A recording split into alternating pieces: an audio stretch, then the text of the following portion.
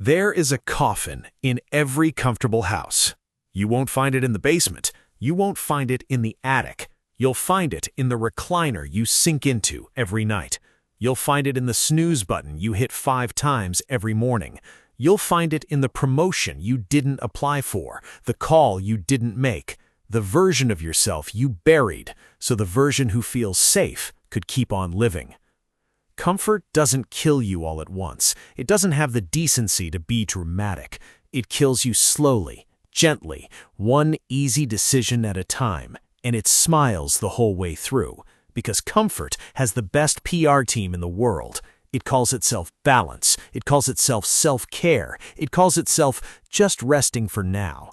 And by the time you realize what it actually cost you, you're 50 years old, staring at a life that fits like a borrowed coat, wondering where the fire went. I want to talk to you today about the price of comfort, because everybody talks about the price of ambition, the sacrifice, the sleepless nights, the risk. Nobody talks about the other invoice, the one that comes due quietly, decades later, made out in the currency of regret. Let me tell you about a man named Elias. Elias wasn't lazy. That's the part people get wrong about comfort. They think it only catches the lazy ones. Elias was sharp. Elias had a plan. At 24, he had a notebook full of ideas that could have changed his industry. But Elias also had a steady job, a warm apartment, and a girlfriend who liked things predictable. And predictable, it turns out, is a very persuasive drug. Every year, Elias told himself the same story. Not yet. Let me get a little more secure first. He said it at 25. He said it at 30. He said it at 35, standing at his father's funeral, watching a man who had said the exact same sentence for 40 years get lowered into the ground with his notebook still unopened. That day, Elias didn't cry because his father died. He cried because he suddenly understood exactly how his own funeral was going to feel from the inside. See, comfort never announces itself as the enemy. It never kicks down your door.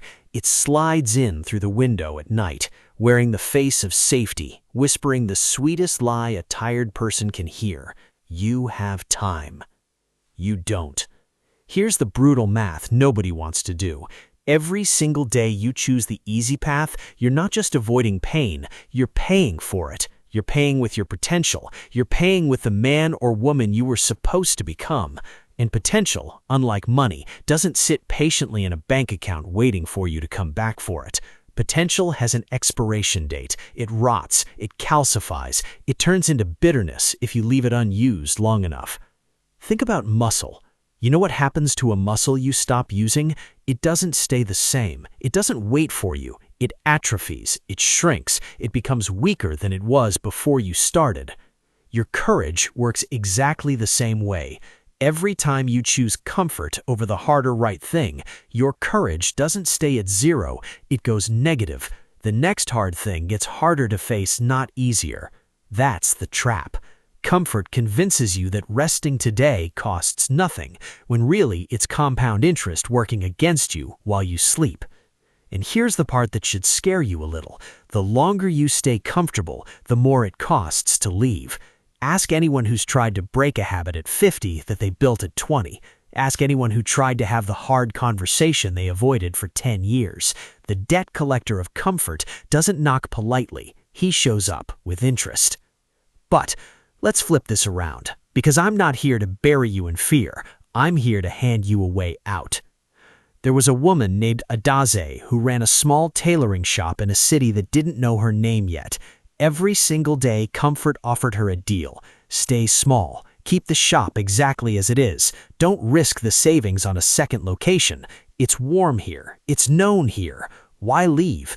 But Adaze had made a decision years earlier that most people never make. She decided that discomfort was not her enemy. It was her tuition. Every uncomfortable choice was a class she was paying to attend, and the diploma at the end was the woman she was becoming. So when the opportunity came to open a second shop in a part of town where nobody knew her, she didn't wait to feel ready. She understood something most people never learn. Readiness is a myth invented by comfort to keep you standing still. She signed the lease with shaking hands. She lost sleep. She second-guessed herself at 2 in the morning more nights than she could count. And she built something that outlived her fear. Here's what nobody tells you about people like Adaze. They weren't braver than you by nature. They just did the math earlier. They looked at the price of comfort and the price of growth side by side, and they realized comfort was actually the more expensive option. It just hides its price tag until it's too late to return the purchase. Now, let me show you the other side of this coin, because comfort doesn't just steal futures, it steals bodies too. There was an old boxing coach who used to say something his fighters never forgot: the ring doesn't hurt you, the couch does. He wasn't talking about boxing, he was talking about the 20 years after boxing, when the discipline disappears and comfort moves in to collect what it's owed. He'd watched champions, men who could take a punch from anyone alive, get destroyed by nothing, no opponent, no bell. Just years of easy chairs and second helpings and promises to start Monday that never survived the weekend. That's the cruelest trick comfort plays. It doesn't ask you to surrender all at once. It asks for 5 minutes today, then 10 tomorrow. Then it asks for nothing at all, because by then you've stopped fighting back and started calling the surrender contentment. Your body knows the truth, even when your mind is busy lying to itself. Every rep you skip, every walk you postpone, every version of "I'll start Monday" is a small transaction, and small transactions become a lifestyle, and lifestyles become the shape of the years you have left. So, how do you actually break out of comfort's grip? Not with a slogan, not with a burst of motivation that fades by Thursday. You break out with a system. Let me give you 3 tools you can use starting tonight. First, name the coffin. Comfort survives on vagueness. It thrives when you can't quite say what you're avoiding. So get specific. Not, "I should be more disciplined." Say it exactly. "I have not made the phone call to the client who could change my business, and I've hidden behind busy work for 6 weeks. The moment you name it precisely, it loses half of its power. Monsters get smaller in the light. Second, shrink the first step until it's almost insulting. Comfort wins by making the mountain look unclimbable. So don't climb the mountain. Take one step so small your fear doesn't even bother showing up to stop you. Don't start the business. Write 1 paragraph of the plan. Don't have the hard conversation. Send 1 honest text. Comfort is a bouncer that only checks IDs at the big door. Slip in through the small one. Third, make discomfort a scheduled appointment, not an emergency. The people who grow fastest don't wait for life to force them into hard things. They build 1 uncomfortable choice into every single day on purpose. A cold conversation, an early wake-up, a workout when the bed is warm. Why? Because courage is not a personality trait. It is a muscle, and muscles only grow under load.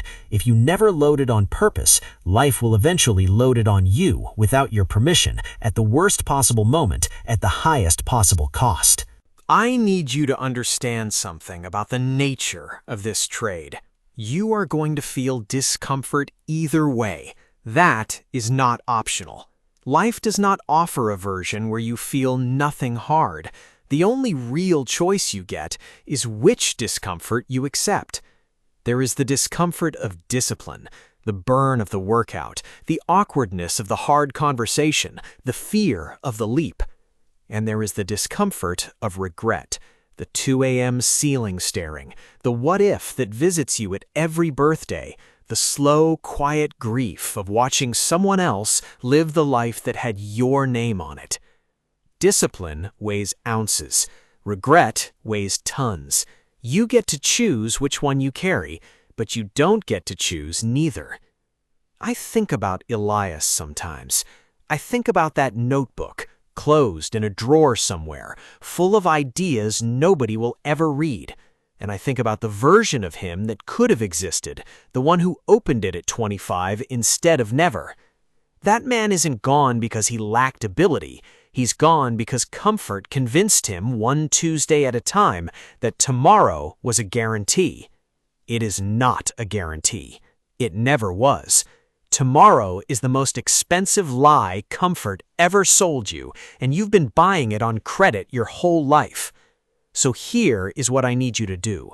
Not tomorrow, not when things settle down, today, in the next 60 minutes.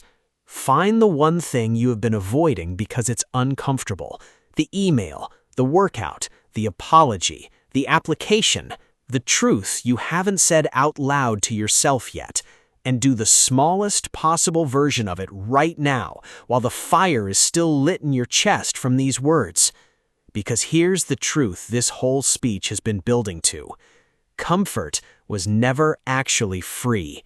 You've been paying for it your entire life in a currency you didn't even know you were spending. Your becoming, your potential, the person you were built to be. The bill is coming whether you act or not. The only question left is whether you pay it now in small, brave installments or later, all at once with interest in the last quiet years of your life when there's nothing left to spend it on. Choose now. Choose the discomfort that builds you, not the comfort that buries you. And if this spoke to something in you, if you felt that fire I'm talking about starting to burn, don't let it die in the next 5 minutes like it always has before. Subscribe. Stay in this arena with us, because the next time that fire flickers, you're going to need reminding. The price of comfort is your entire life. Stop paying it.